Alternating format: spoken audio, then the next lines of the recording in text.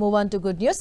ఏపీలో నిరుద్యోగులకు ప్రభుత్వం శుభవార్త చెప్పింది. ఏపీ అటవీ శాఖలో ఇటీవల 691 ఉద్యోగాల భర్తీకి నోటిఫికేషన్ ఇచ్చిన ఏపీపీఎస్సీ తాజాగా మరో 100 పోస్టులకు నోటిఫికేషన్ జారీ చేసింది.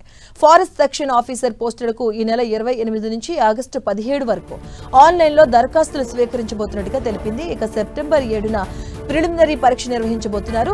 పరీక్ష ఓఎంఆర్ రూపంలో ఉంటుందని తెలిపింది. ఇక మెయిన్ పరీక్ష తేదీని తర్వాత ప్రకటిస్తారు. 18 నుంచి 30 సంవత్సరాల వయసులోపు వారు అర్హులని, అభ్యర్థుల వయసు 2025 జూలై 1 నాటికి 30 సంవత్సరాల వరకు ఉండవచ్చని తెలిపింది. 18 సంవత్సరాలలోపు 30 సంవత్సరాలు దాటిన వారు అర్హులని పేర్కొంది. ఇక ఎస్సీ, ఎస్టీ, బీసీ, ఈడబ్ల్యూఎస్ వాళ్లకు 5 ఏళ్ల వయసు సడలింపు ఉంటుందని స్పష్టం చేసింది.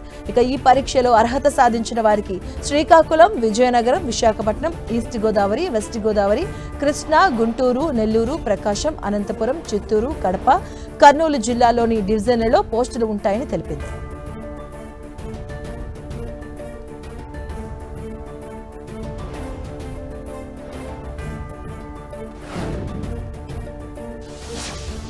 తెలుగు రాష్ట్రాల్లో వందే భారత్ రైళ్లకు ప్రాధాన్యతతో పెరుగుతున్న నేపథ్యంలో రైళ్ల నిర్వహణపై అధికారులు ప్రత్యేక దృష్టి సారించారు. వందే భారత్ రైళ్లకు పెరుగుతున్నటువంటి డిమాండ్ కారణంగా ఇప్పటికే కోచ్ల సంఖ్యను పెంచేందుకు నిర్ణయం తీసుకున్న రైల్వే శాఖ తాజాగా సికింద్రాబాద్, విశాఖ వందే భారత్ స్టాపేజీల విషయంలో మరో నిర్ణయం తీసుకున్నారు.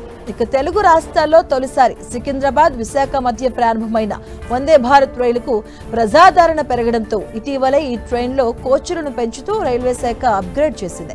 ఈ వందే భారత్ ట్రైన్ ప్రారంభం సమయంలో 16 కోచ్లతో ప్రయాణికులకు అందుబాటులో ఉండగా తాజాగా పెరిగిన డిమాండ్తో వీటి కోచ్లను 20కి పెంచింది రైల్వే శాఖ. కోచ్లు పెంచడం ద్వారా ఇక వెయిటింగ్ లిస్ట్ లో ఉంటున్న ఈ రైలు ప్రయాణికులకు వెసులుబాటు కలుగుతుంది. అయితే ఈ వందే భారత్ రైళ్లలో ప్రయాణించేందుకు ప్రయాణికులు ఆసక్తి చూపిస్తూ ఉండడంతో వారికి మరింత సౌకర్యాన్ని అందించేందుకు, ప్రయాణికుల సంఖ్యను మరింత పెంచేందుకు సికింద్రాబాద్, విశాఖపట్నం మధ్య నడుస్తున్న వందే భారత్ రైళ్లకు అదనపు స్టాపేజ్లను యాడ్ చేస్తూ ఇటీవల సదుపాయాన్ని కల్పించిన రైల్వే శాఖ తాజాగా వీటిపై మరో నిర్ణయం తీసుకుంది. ఈ మేరకు వందే భారత్ అదనపు స్టాపేజీల సదుపాయాన్ని మరో 6 నెలల వరకు పొడిగిస్తున్నట్లుగా రైల్వే శాఖ ప్రకటించింది.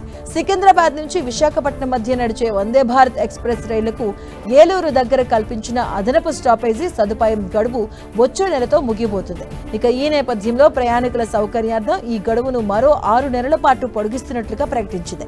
దీంతో పాటు సామర్లకోట దగ్గర కల్పించిన అదనపు స్టాపేజ్ సదుపాయాన్ని కూడా 6 నెలల పాటు పెంచుతున్నట్లుగా తెలిపింది. ఇక ఇదిలా ఉండగా వందే భారత్ లో స్లీపర్ సర్వీసెస్ కూడా ప్రారంభించేందుకు ఇండియన్ రైల్వేస్ కసరత్తు చేస్తుంది.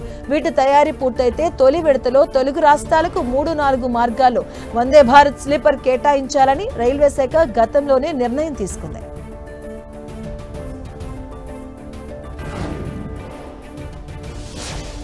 గూగుల్ నిర్వహించే ఈమెయిల్ సర్వీస్ జీమెయిల్లోని కొత్త ఫీచర్ను అందుబాటులోకి తీసుకొచ్చింది.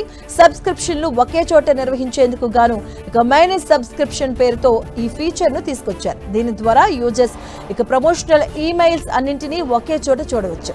ఒకవేళ మీకు అవి అవసరం లేదు అనుకుంటే ఒకే క్లిక్లో అన్సబ్స్క్రైబ్ చేయొచ్చు. మీకు నచ్చిన ప్రమోషనల్ ఈమెయిల్స్ ఫీచర్లో మీ ఇన్బాక్స్లోకి రాకుండా ఇక ఈ ఫీచర్ను వాడుకోవచ్చని గూగుల్ బ్లాగ్ పోస్ట్లో తెలిపింది.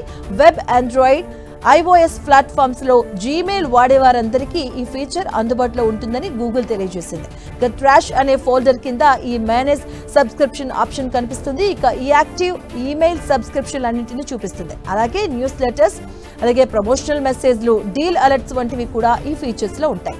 ఒక సెండర్ నుంచి ఎన్ని మెయిల్స్ వస్తున్నాయి అన్న డీటెయిల్స్ తో పాటు ఎక్కువగా మెయిల్స్ పంపే వారికి కూడా హైలైట్ చేస్తుంది. ఇక సెండర్ నుంచి వచ్చిన మెయిల్స్ అన్ని ఒకే చోట కనిపించడంతో పాటు పక్కనే అన్సబ్స్క్రైబ్ బటన్ కూడా కనిపిస్తుంది. ఇక మెయిల్ ఓపెన్ చేసి మీరు కూడా ఈ ఫీచర్ ను చెక్ చేసి అవసరం లేని మెయిల్స్ ను అన్సబ్స్క్రైబ్ చేసుకోవచ్చు.